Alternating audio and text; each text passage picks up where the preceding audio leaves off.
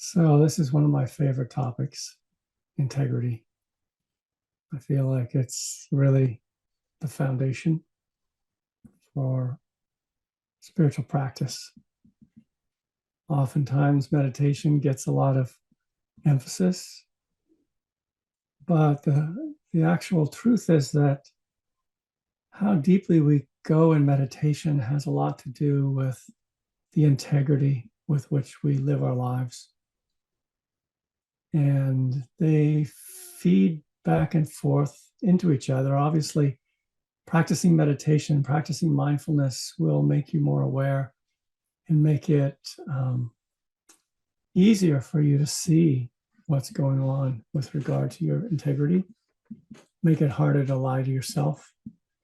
But it's also the case that as you refine your integrity, your meditation can go deeper because there's already a deeper calm in your being when you find if you find yourself resting in integrity more. So it's going to take me a little while to get around this topic. It's a big one. And the word integrity I'm using to translate, for those of you who are familiar with Buddhism and familiar with Dharma teachings, I'm in some sense translating the word sila, which is often translated as morality. However, I find the word morality much too limiting to describe sila. What I think of as integrity involves really growing in attunement to oneself, one's inner environment, and one's outer environment, and living in harmony with that. And this is not easy. This is a lifetime of work just in itself. And I really love the way that the Dharma works with it and tries to give people some directions as to how this all works, how this human system works, how to be skillful with one's heart and mind and actions, and have that result in something more and more like happiness rather than suffering. So I'm going to be a little bit Buddhist today in that sense that I'm going to talk about it in some of the traditional terms. In other classes, we're going to get a little more far afield from those terms, but I want to just kind of ground it a bit in what some of you know as sila. In the Buddha's teaching, the Noble Eightfold Path, there are 8 limbs, 8 aspects that in a holistic way lead one to awakening. And of those 8, 3 of them have to do with one's integrity. 3 of them have to do with meditation, and 2 of them have to do with the viewpoint with which you approach things. So that's kind of just a general overview. And so in kind of the way the Eightfold Path parses it out, integrity tends to fall into speaking rightly, acting rightly, and right livelihood.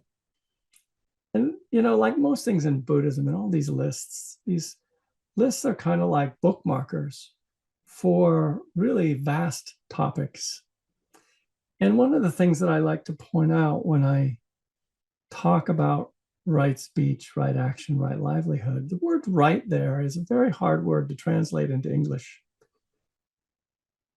So oftentimes when we approach this topic, there is the believing that there is a right way to do things, a right way to be. There's a right, the word right, it has, I think, an effect on us of like restricting us in a certain way.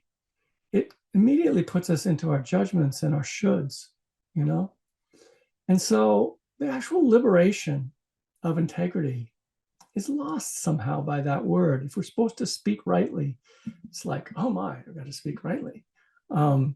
And there's this quality of judgment about it So the word in Pali, samma, S-A-M-M-A, it has a musical basis to it. And so instead of translating it as right speech, I would prefer to translate it as attuned speech. The whole metaphor of the Eightfold Path is musical. In other words, there's like 8 strings on your lyre, and you just, through your sensitivity and your attention, you kind of tune them till they all sort of begin to start to sound in harmony and vibrate with one another. And one gets a beautiful sort of sound out of one's lyre. So that's the basic metaphor. So the basic metaphor here is attunement. So when I hear attuned speech, I get a very different feeling. I don't know if this is true in your case, but in my sense, when I hear attuned speech, I think of those moments when one is really present with another human being, when one heart is open to another human being, and there is a sensitivity to the impact of what you're saying. There's a sensitivity inside yourself to where it is you're speaking from. And there's a skillfulness, an intelligence, a skillfulness with which you're generating words so that things have a better chance of going well, especially when one needs to talk about difficult things.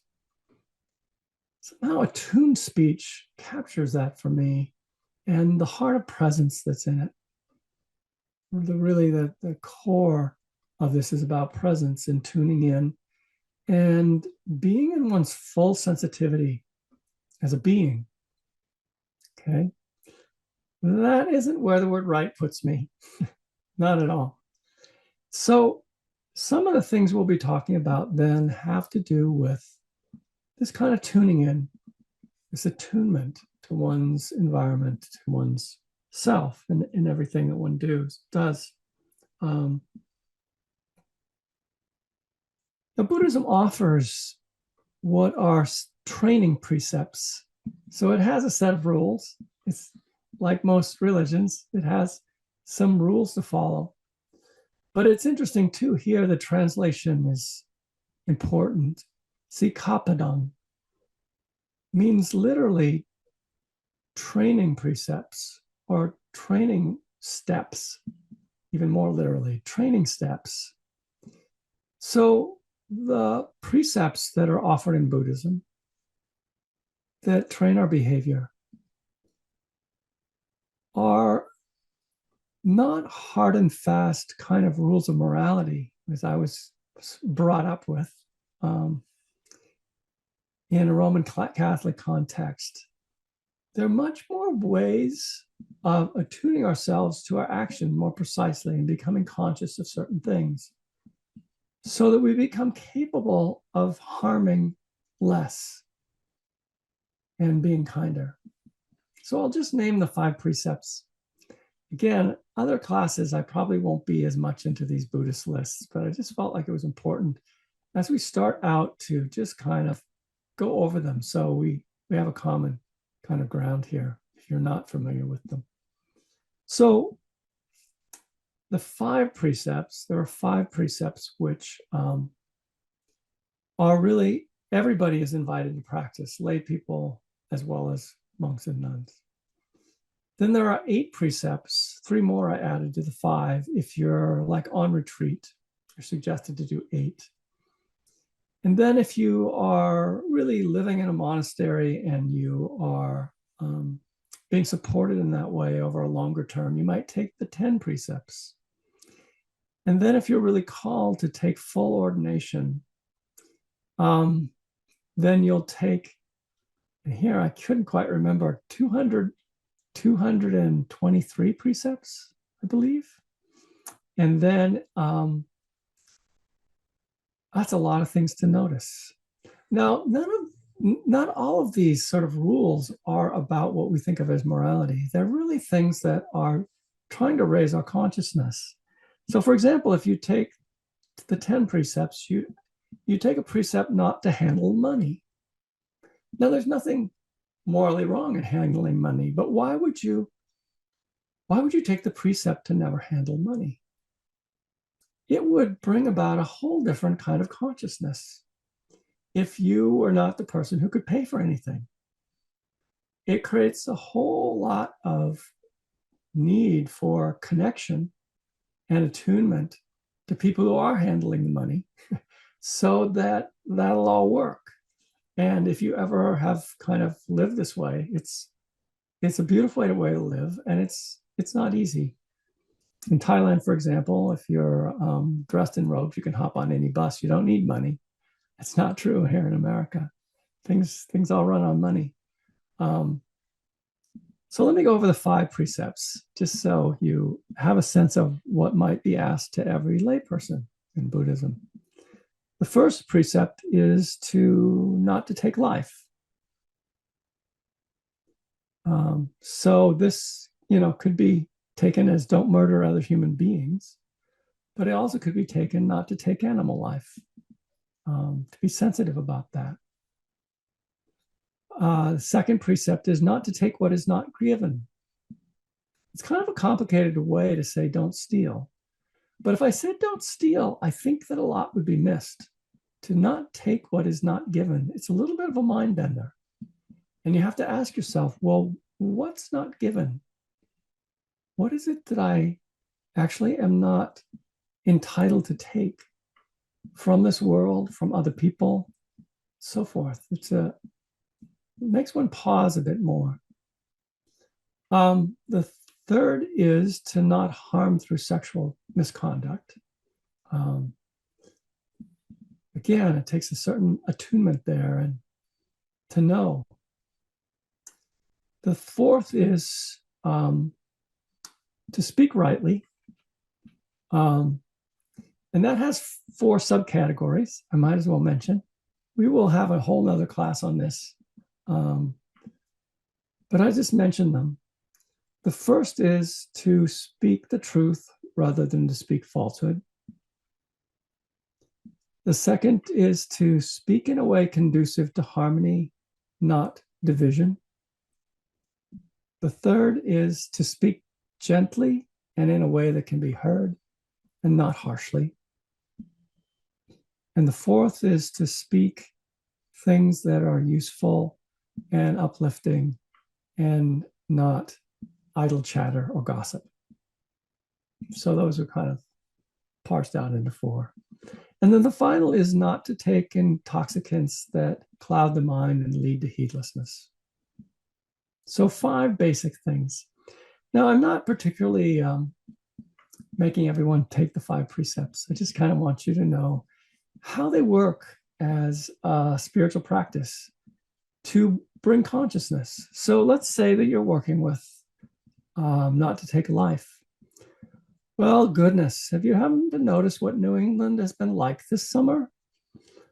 I can barely go out in my garden and pick vegetables before I'm just completely besieged with mosquitoes and other bugs that I don't seem to be able to see, that I come in and I feel like crawling all over me. So I remember hearing this interview with the Dalai Lama, and somehow it got around to this not harming, not killing. And the interviewer said, and then how are you with mosquitoes?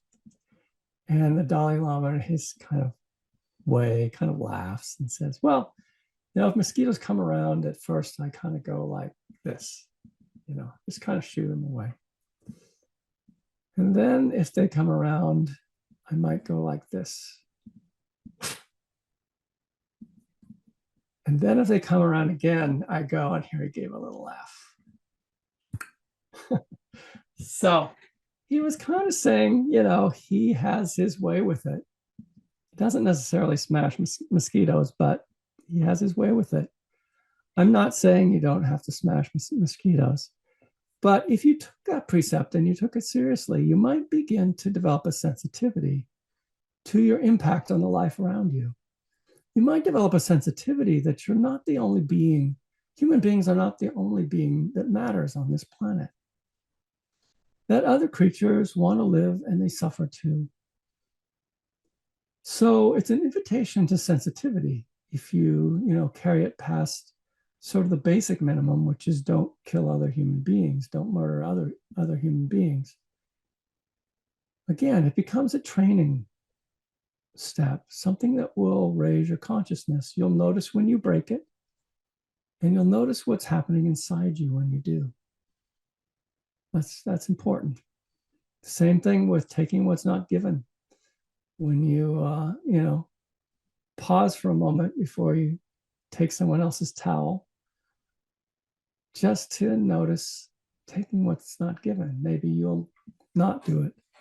It's a little bit of a way of training. And what I like to say, it's getting us sensitive again to the fact we live in an environment that's full of other beings. And we too ourselves are full of needs. We have needs. We have to somehow balance that with the needs of people around us. And that's the whole sphere in which we live. So it's so basic that, in the practice of mindfulness, sati, it's usually joined with another word, sampajana, sati sampajana in Pali. So usually it gets translated mindfulness and clear comprehension. I don't know that that's the best kind of translation. I once read a piece on sampajana, and it kind of opened my eyes to the way that when we're mindful in the world, we also have to get like the complete context of what's going on. So it's not necessarily so wonderful if you're mindful of your breathing moment to moment and you're not paying any attention to the effect that you're having on someone else who you're ignoring or whatever.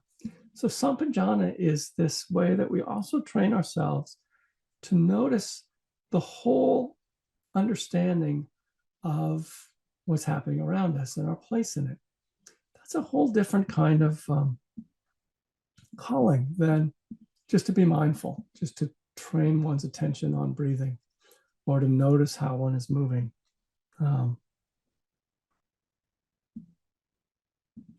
So I'm not so interested in this course on just the precepts.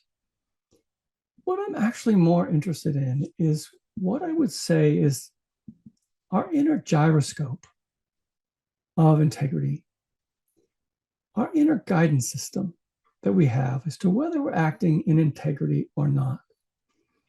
It can be helpful to learn these exterior sorts of precepts and practice them. They can raise a lot of consciousness. But I think that ultimately integrity revolves around this inner compass that we have to know whether we're in integrity or not. And the biggest aid to that is to notice whether what we're doing has a wholesome feeling tone or an unwholesome feeling tone. Now, let me talk a little bit about that. I'm introducing perhaps some new words for certain people who aren't familiar with the Dharma. But so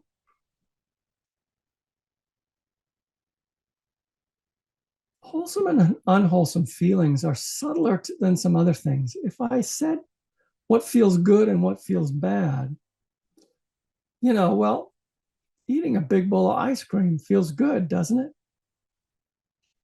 Is that wholesome? Well, it might be. I mean, I'm not saying it's not wholesome, but you have to kind of take the whole context. And there could be a kind of a unwholesome feeling to it if you felt the craving for it. If you couldn't just leave it in the freezer and you had to gobble it all down, you couldn't stop. There's a loss of kind of control around the ice cream and the sugar. And then at the end of it, you felt kind of sick, like you'd taken in too much sugar and fat, and it didn't feel wise. The whole thing didn't feel very wise. So wholesomeness refers to this feeling tone of kind of living in harmony with things. And unwholesome is like when we get out of harmony, we feel somewhat unwholesome. Another example is like when you say something sarcastic. What does that actually feel like? There can be a kind of pleasure in saying something sarcastic. If someone, says something and it raises this kind of raises your hackles, and then you say some smart remark back, there can be a like, I gotcha kind of goodness about it, pleasure about it. Yet if you tune in on a little more subtle level, there's an unwholesome feeling tone to sarcasm. You can feel the anger in it. You can feel the hatred in it. There's aversion. And aversion is actually on a subtle level suffering. So we may kind of on a superficial level think that felt good. But if you begin to attune a little more carefully to wholesome and unwholesome, you may see that certain things that feel good initially don't feel good in their whole context. So that's the sensitivity that we begin to develop to wholesome and unwholesome in our actions and in our words and in our thoughts. Everything has a kind of tone to it that way of wholesome and unwholesome. And we gradually train ourselves to notice that. So that's actually going to be our first homework for this course, for this coming week, is as you go through your week, notice moments of wholesome feeling and unwholesome feeling. See if you can identify it. And generally, wholesome feeling is associated with certain states of mind that are thought to be wholesome too. So, for example, gratitude is a wholesome state of mind. When you're grateful, there is a kind of a ease and joy with it. It feels good in the sense of wholesome.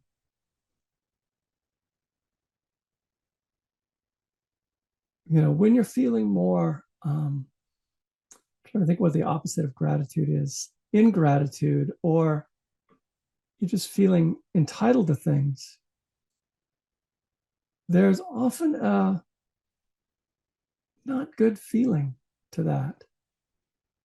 You're often dissatisfied, disgruntled. Check it out. Again, the Dharma isn't about, learning what somebody else says. It's about pointers to learning from our own experience. And in my experience, noticing wholesome and unwholesome is almost the entire path. If you can begin to notice what creates a wholesome tone inside of you, what creates an unwholesome tone, you will be on the path to peace and happiness. That's kind of the selling point. Let me give you the fine print that goes with that. The fine print is, as you get more attuned to wholesome and unwholesome, the stakes go up. In other words, unwholesome starts to feel worse and worse, and you can do less and less of it. Your system starts to refine, and doing things that before you started this practice, you would have done completely thoughtlessly, start to not be thoughtless. And sometimes there are these moments of reckoning with yourself of, oh, that was thoughtless. That was unkind. I never actually noticed that I do that. So there's a certain humility that starts to develop. There's a certain sensitivity. And you start to clean up your act in various ways.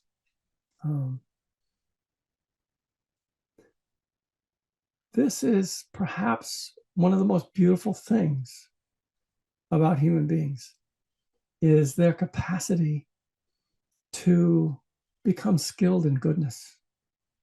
Skilled in goodness. In other words, goodness is a way of being. It's not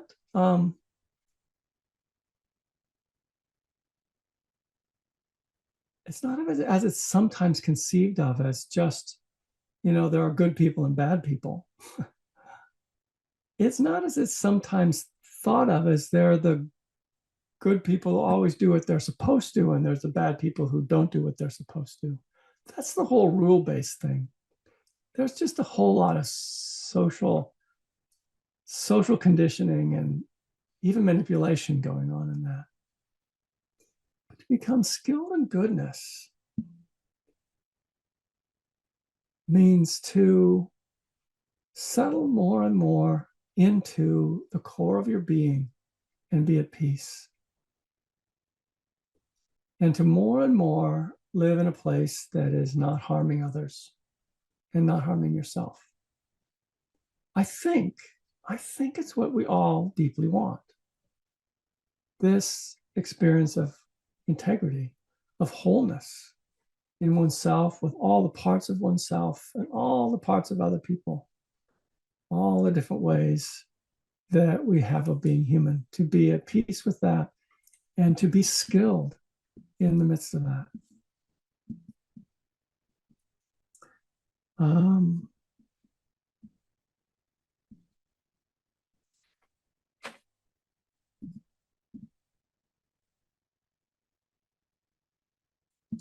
The other thing we'll probably be talking more about, maybe not so much tonight, but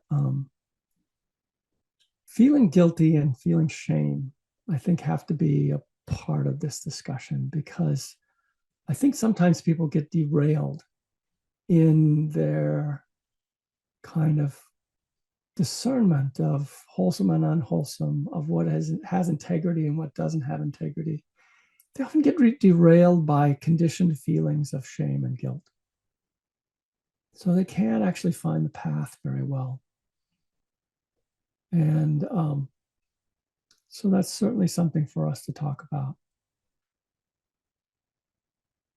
You know, some of the other things we'll be talking about is like discerning in the body more closely, wholesome and unwholesome. The body is definitely going to be a big help. And that's where meditation and integrity begin to fuse. They feed each other, because through meditation we become more sensitive to our body and our embodied experience, our embodied consciousness. And that helps us to know wholesome and unwholesome better. We'll talk about being honest with oneself and looking at one's shadow side. We'll talk about how to speak, talk about various ways of balance, talk about broader views of taking what is not given, and social justice kinds of questions around that. So this topic can go in a lot of directions, and I will go with you also wherever you want to lead me in the discussion. As you know, I'm very open to where you want to go with all of that. So I'm going to stop here for tonight and open it up for questions.